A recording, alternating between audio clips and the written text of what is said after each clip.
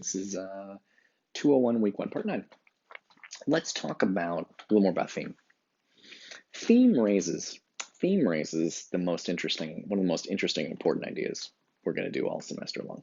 So the idea, every work of art has an idea. The good ones have good ideas, and they work those ideas out. And just like someone writing an essay might have paragraphs giving multiple reasons, and you might say some people might object to my ideas here. Here's why they're wrong. A movie's going to put those ideas in the mouths of the characters and have characters debate or talk about those ideas. And sometimes if a character wins, maybe that means that the movie thinks that's the right way to do things. And if a character dies, it means that's not the right way to do things. I don't know. But with theme, something real important comes up.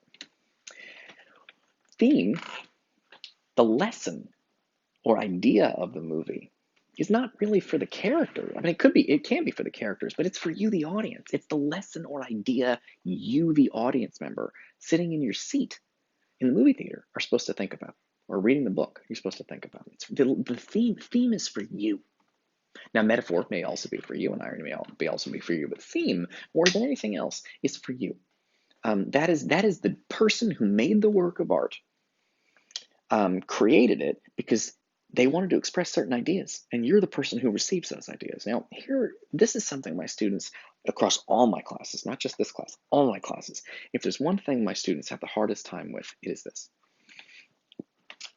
Works of art can be escape, but if they are escape, usually what my students do is they want to imagine that the world in the story is real, and they talk about everybody in there as if they were real, which is not a bad idea. It's a perfectly okay thing to do. But what my students, and I think it's fine, but you also, if you want to get it more advanced, and we're here to get more advanced, you got to talk about more than just what's going on in the world of the story.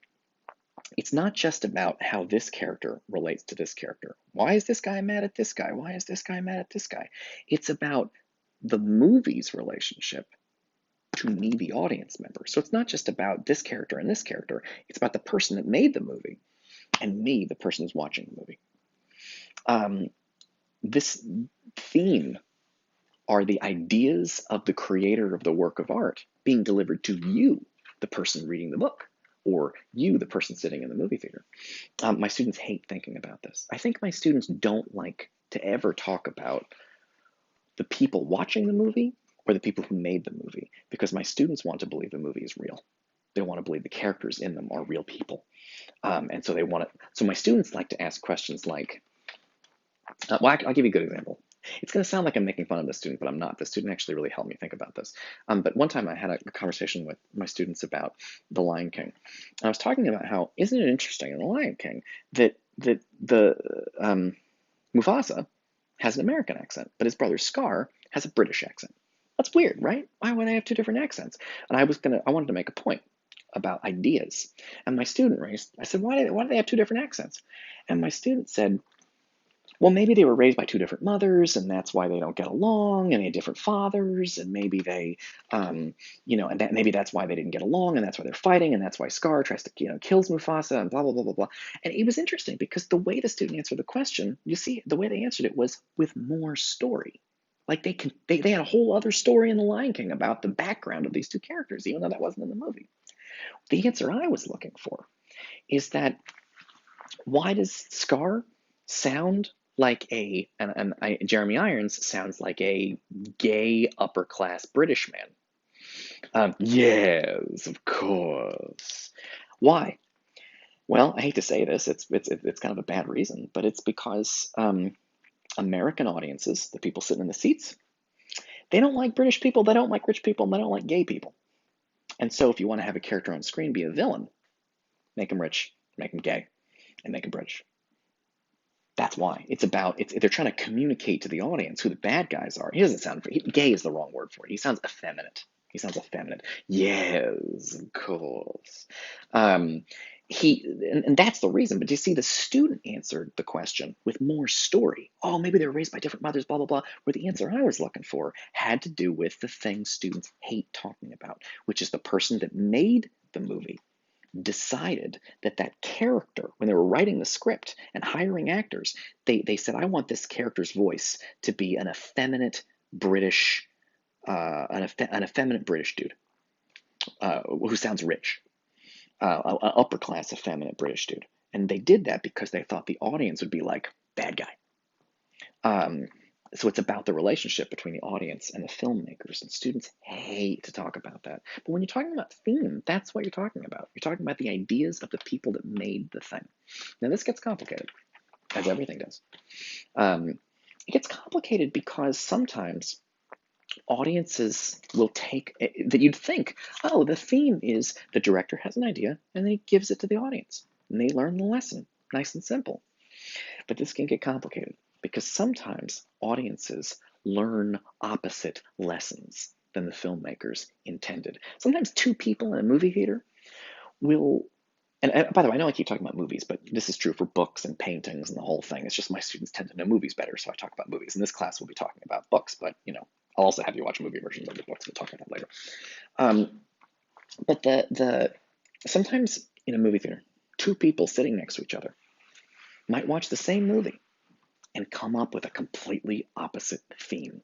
For example, The Godfather and Scarface are gangster movies.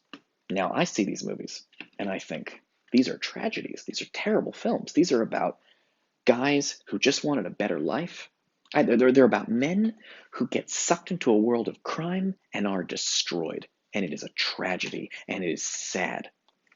But most people that watch The Godfather and Scarface, they think that Michael Corleone and Tony Montana are awesome. They love those dudes. That is the opposite of what the director wanted. The director was trying to show how terrible what happened to them was. And everybody in the audience was like, yeah, these guys are awesome. Kill all your enemies. They completely missed the point. They completely missed the point of the character. Um, it's not, that's okay. That happens sometimes. So, for example, I watched Captain America, and I thought the lesson of Captain America was bullies are bad.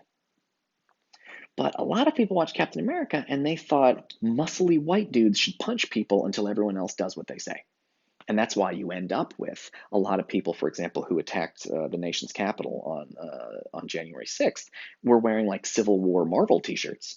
They had Captain America T-shirts on, and I'm like, you guys are bullies. Captain America hates bullies, but they got a completely different lesson, which was just punch people until they do what you want, and you're a winner. So theme is tricky and complicated because sometimes the theme that you get from a movie is not the same theme someone else got from the same movie. And people can have multiple conflicting different themes. And really interestingly, the theme the director wanted is not always the one the audience walks away with. It can be a very different kind of theme. Um, One of my favorites actually is the Rocky Horror Picture Show, which features I don't even know how to describe him. Dr. Frankenfurter has like God, I don't even know how to put it. Um, he looks to the casual observer like a man dressed in women's clothing, um, and I think that the people who made that movie wanted that to be ridiculous and that the audience would laugh at this silly man dressed up in women's clothing, and that's not what happened.